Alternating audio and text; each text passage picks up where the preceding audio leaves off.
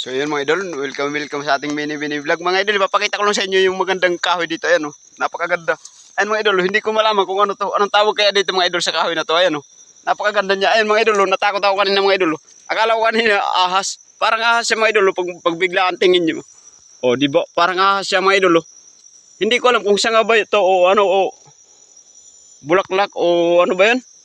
Basta ayan oh, tingnan niyo naman mga idol, napakaganda niyan. Tapos may ano pa rito mga idol, may Spider-Man na mahabang pa. Ayan oh. Grabe. Spider-Man na mahabang pa oh. Anong klaseng hayop kaya yan? Kasi bawal ano yan. Bawal natin mga idol, bawal natin disturbuhin yan.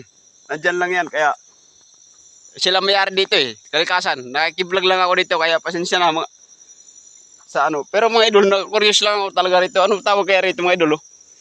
Gulat ako ng mga idol eh. Akala ko kasi mga idol, ano tawag to? Akala ko, ahas kanina o parang gumaganon siya oh. Pa-comment naman mga idol. Tapos pa-follow, subscribe naman mga idol. Pa-share naman ako mga idol para maano natin kung ano to, baka may nakakalam nito kung anong tawag dito. Ayan oh. Kahoy yan mga idol. Ayan oh. Okay mga idol, thank you. Dito lang muna. Ayan oh, napakaganda oh. Kahoy talaga siya pero ano parang hindi siya laman mga idol. Uri siya ng kahoy. Ayan, thank you.